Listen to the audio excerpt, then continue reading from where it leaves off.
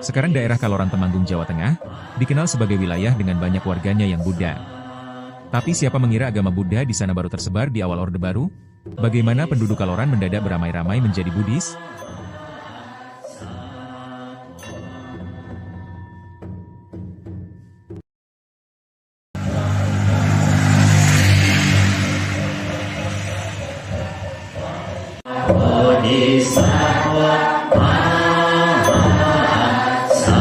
Ibadah agama Buddha ini dilakukan di salah satu vihara di Kecamatan Kaloran Temanggung, Jawa Tengah. Seperti tampak di layar Anda, umat Buddha di sini adalah orang Jawa, bukan Tionghoa seperti umumnya umat Buddha di Indonesia. Di Kaloran, agama Buddha memang tersebar luas. Padahal agama ini relatif baru, penduduk di sana mendadak beramai-ramai memeluknya pada akhir 1960-an. Perpindahan agama secara massal ini, karena datangnya tokoh Buddha dari Yogyakarta, Among Prajarto ke Kaloran. Ia datang di saat tepat, yaitu saat masyarakat sedang gelisah dan membutuhkan agama formal, setelah peristiwa G30 SPKI. Among Prajarto yang biasa dipanggil Romo Among, datang ke Kaloran pada 1965. 3 tahun di sana, ia sudah membuat sekitar 500 orang mendeklarasikan diri sebagai umat Buddha. Setelah itu, jumlah pemeluk melonjak menjadi ribuan orang.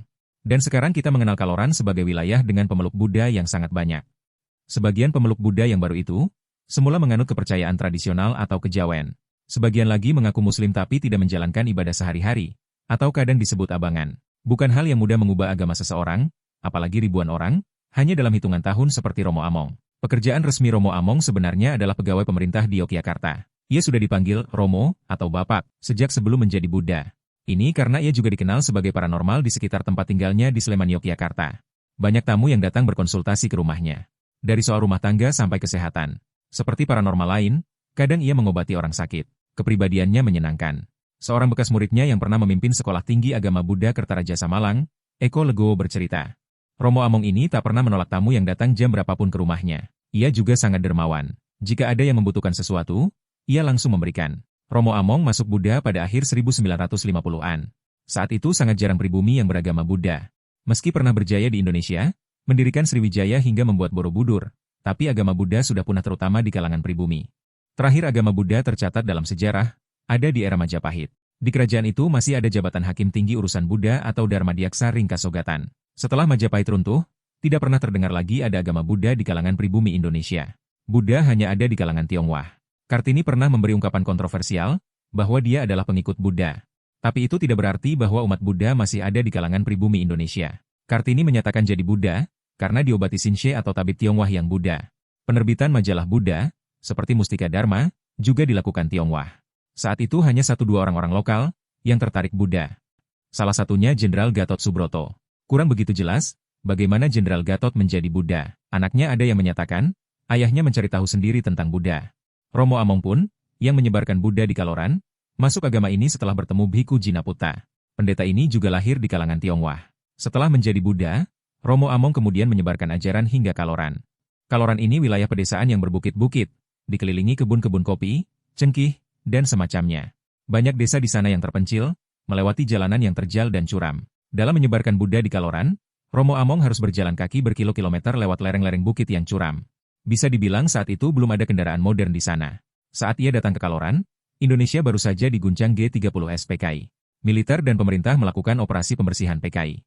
Memang, Temanggung wilayah yang sangat tenang. Tapi saat pemilu 1955, Kabupaten Temanggung masuk wilayah dengan pemilih PKI yang besar. Wilayah lain ini seperti Kabupaten Semarang, Grobogan, Klaten, dan sebagainya. Di wilayah banyak pendukung PKI saat pemilu, kampanye anti-komunis seringkali brutal. Bahkan pada 1967, pemerintah mulai meletakkan kolom agama di KTP. Warga yang masuk golongan santri atau sudah memeluk agama seperti Kristen, tentu tidak ada masalah. Tapi pemeluk kejawen dan abangan, banyak yang cemas. Meski banyak yang mengisi kolom itu dengan Islam.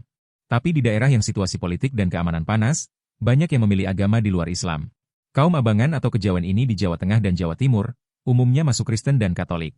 Ahli memperkirakan, ada 2 juta pengikut Kristen baru, selama beberapa tahun setelah G30 SPKI. Ada desa di Salatiga misalnya, beramai-ramai masuk Kristen. Gereja Kristen Jawa Timur membaptis 10.000 orang antara 1966-1967. Saat yang sama, pemeluk Katolik meningkat 7,45%. Mungkin butuh penelitian lebih lanjut. Tapi keresahan masyarakat di Kaloran ini tak berbeda dengan daerah-daerah yang kemudian berubah banyak menjadi Kristen. Warganya membutuhkan agama formal. Di tengah situasi seperti ini, Romo Among mulai mendekati para tokoh masyarakat setempat. Mereka seperti Mangun Sudarmo, seorang gelondong atau koordinator sejumlah kepala desa di Kaloran.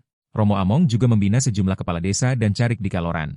Mereka seperti Kepala Desa Getas Raden Wanoro Mangundujoyo, sampai Kepala Desa Tleter Samsu Cokrowardoyo. Masih belum terlalu jelas bagaimana Among, yang kemudian menjadi Pandita Sailendra Among Prajarto, bisa berhubungan dengan pemuka masyarakat Kaloran ini. Salah satu sumber menyatakan, kontak ini karena hubungan sebagai sesama orang pemerintahan. Hal ini karena pekerjaan sehari-hari Romo Among adalah pegawai negeri di Yogyakarta. Berjalan kaki naik bukit-bukit yang terjal di Kaloran, Romo Among mulai mendapatkan hasil. Titik balik muncul pada 1968. Sekitar 500 orang mendeklarasikan diri sebagai umat Buddha. Kabar deklarasi ini tersebar cepat ke seluruh pelosok Kaloran dan beberapa desa di kecamatan sekitarnya. Karena banyak dari umat Buddha awal ini yang merupakan perangkat desa, agama ini tersebar sangat cepat. Lewat jaringan perangkat desa, warga mengetahui ajaran Buddha.